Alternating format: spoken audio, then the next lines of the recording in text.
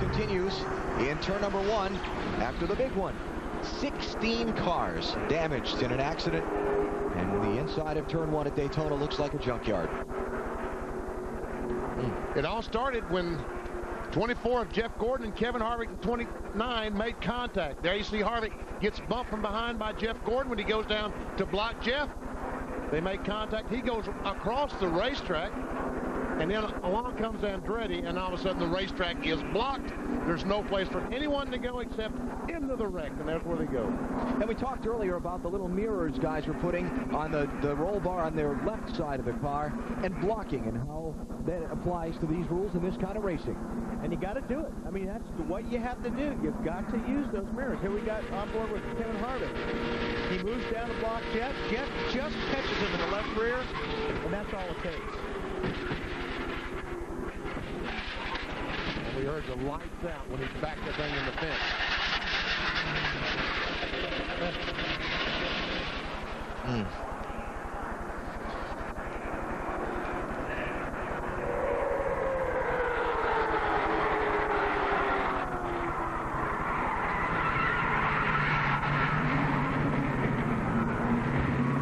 Gordon and Jeffrey Bodine down through the grass.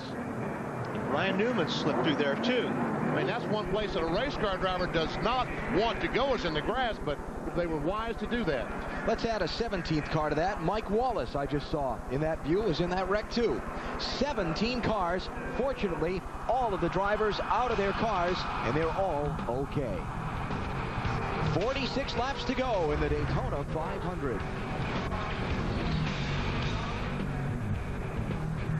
Caution at the 44th Daytona 500 after a 17-car accident down in turns 1 and 2. Here's what Jeff Gordon said after it was over. I right front a little bit. I don't think it's too bad.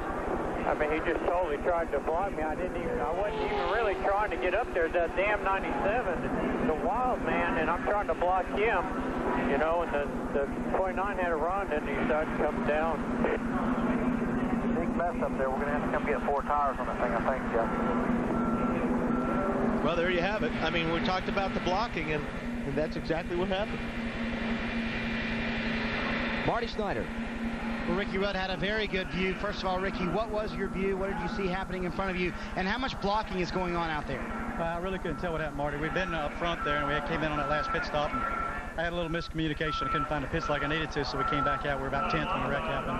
And couldn't see what happened. Somebody had turned sideways, hit the fence, come back down.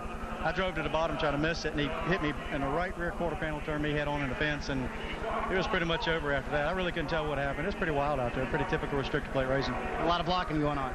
Yeah, too much probably, yeah. All right, Dave Burns has Kenny Wallace. And Kenny Wallace has walked out of the care center. Are you okay? Yeah, I'm fine. You know, first of all, I just want to thank Pennzoil and DI, you know, but I guess everybody wants to know what the hell happened, right? Oh, yes, please. Had a big wreck, and, you know, it's Daytona and Talladega. You know, the same thing happened last year.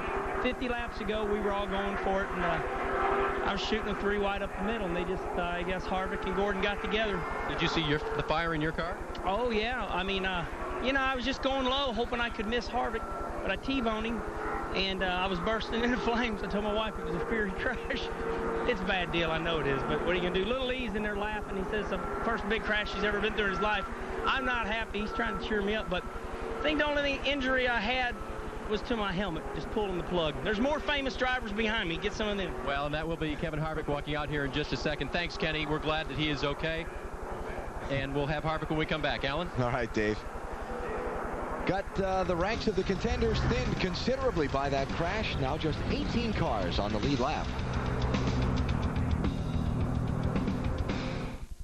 Back here at Daytona, we have caught up with Kevin Harvick, who was in front of Gordon when the whole thing started. And Kevin, looked like you were trying to hold your position. What happened? Well, I mean, there's 50 laps to go in the Daytona 500, and everybody's trying to fight for everything they've gotten. And I thought there was enough room, and I must have just come down and caught the nose of Gordon's car. But after that, it pretty much all hell broke loose. You hit the wall hard going backwards. Are you okay? Yeah, I'm fine. That was the least of the licks. I think there was 4 or 5 more after that. So, you know, I just hate it for this Goodwrench team. I mean, we had a chance to win the Daytona 500, and now we got a pile of junk. What would you do next time? Same thing. Did you get a clear call from your spotter to come down? No, I mean, it was obviously, I don't know if everything was happening so fast, but there was no clear, there was no anything. It was just, you know, it was just back and forth, and there was a lot of things happening. So I looked in the mirror and thought there was enough room, and he couldn't hit me very far up on the bumper, and it was just enough. I mean, you're pretty much on the edge, out of control. It's just close racing. And in the end, your fault or Jeff's? Well, right now I want to pinch his neck off, but I don't know whose fault it is. I haven't seen it yet. All right, he's going to look at the tape. He'll get a definitive answer when he sees the tape roll. Alan?